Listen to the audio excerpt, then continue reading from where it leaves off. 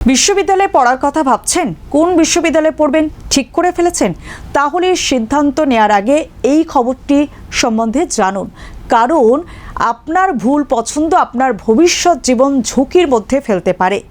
কেননা দেশ জুড়ে 32টি ভুয়ো বিশ্ববিদ্যালয়ের তালিকা প্রকাশ করেছে বিশ্ববিদ্যালয় মঞ্জুরি commission, university grant commission UGC, এবং ইউজিসির তরফ থেকে যেটা জানানো হচ্ছে যে ভুয়ো যে বিশ্ববিদ্যালয়ের তালিকা প্রকাশ করেছে এই বিশ্ববিদ্যালয়গুলি আইনত স্বীকৃতি নেই, ফলে এখান থেকে পাওয়া সার্টিফিকেট আপনি সরকারি ক্ষেত্রে বা পরীক্ষার ক্ষেত্রে আপনি সেই সার্টিফিকেট গ্রাহ্য হবে না, কারণ তারা বৈধ সার্টিফিকেট দেওয়ার স্বীকৃতি তাদের অধিকার নেই। সেই কারণেই তাদের সার্টিফিকেট আপনার গ্রাহ্য হবে না। সেই কারণে যদি আপনি বিশ্ববিদ্যালয়ে পড়ার চিন্তা ভাবনা করেন তাহলে যাচাই করুন সেই বিশ্ববিদ্যালয়টি ইউজিসি স্বীকৃতি প্রাপ্ত কিনা।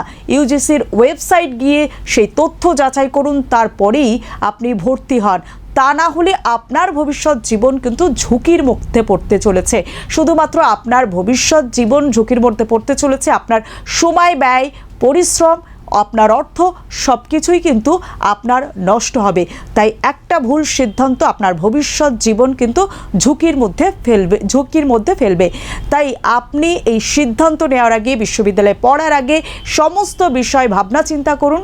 শিক্ষাবিদদের মতে, শিক্ষাবিদরা যে কথা বলছেন যে আপনি একটা বড় বিজ্ঞাপন দেখলেন এবং ঝাঁচকচকে সেই বিজ্ঞাপন, পাশাপাশি সেখানে কম খরচে এবং দ্রুত আপনার সার্টিফিকেট প্রদান করা হবে, এই সমস্ত প্রতিশ্রুতি যখন দেওয়া হয় তখনই পড়ুয়ারা তারা বুঝতেই পারেন না যে এই যে প্রতিষ্ঠানের কথা তারা ভাবনা চিন্তা করছেন সেই প্রতিষ্ঠানটি ভুয়ো। তাই এই সমস্ত তথ্য কিন্তু আপনাকে অবশ্যই যাচাই করতে হবে। তবে দেশ জুড়ে 32টি ভুয়ো বিশ্ববিদ্যালয়ের খোঁজ পাওয়া গিয়েছে। সেই বিশ্ববিদ্যালয়ে 32টি ভুয়ো বিশ্ববিদ্যালয়ের তালিকা প্রকাশ করেছে বিশ্ববিদ্যালয় মঞ্জুরি কমিশন। তবে সবথেকে যে বেশি পরিসংখ্যান উঠে এসেছে সেটা হচ্ছে দিল্লিতে 12টি এই ভুয়ো বিশ্ববিদ্যালয়ের খোঁজ পাওয়া গিয়েছে।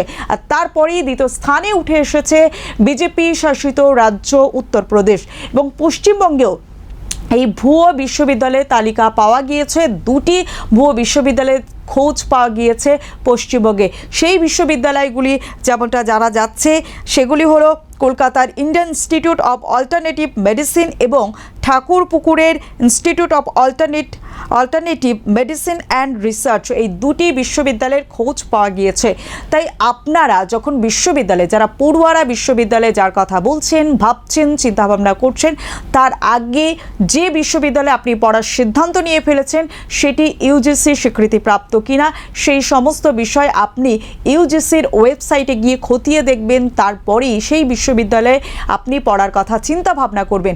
তা না হলে আপনার ভবিষ্যৎ জীবন ঝুঁকির মধ্যে পড়বে এবং একদিকে আপনার যে সময় তা ব্যয় হবে, আপনার অর্থ তা খরচ হবে, আপনি মানসিকভাবেও ভেঙে পড়বেন, এবং যে সার্টিফিকেট ওই বিশ্ববিদ্যালয় প্রদান করবে তা আপনি উচ্চশিক্ষার ক্ষেত্রে, চাকরির ক্ষেত্রে তা আপনি গ্রাহ্য হবে না।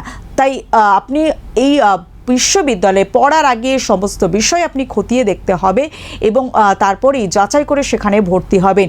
আর এই সমস্ত আপডেট, এই সমস্ত খবরাখবর কিন্তু আমরা প্রতিদিন আপনাদের সামনে তুলে ধরি, যাতে কোনো রকম অসুবিধা না হয়, বিড়ম্বনায় পড়তে না হয়। প্রত্যেকটি আপডেট, প্রত্যেকটি খবর আপনাদের সামনে আমরা তুলে ধরি। তাই অবশ্যই আপনাদের এই সমস্ত আপডেট জানতে অবশ্যই আপনাদের নজর রাখতে হবে ট্রুথ অফ বেঙ্গলে।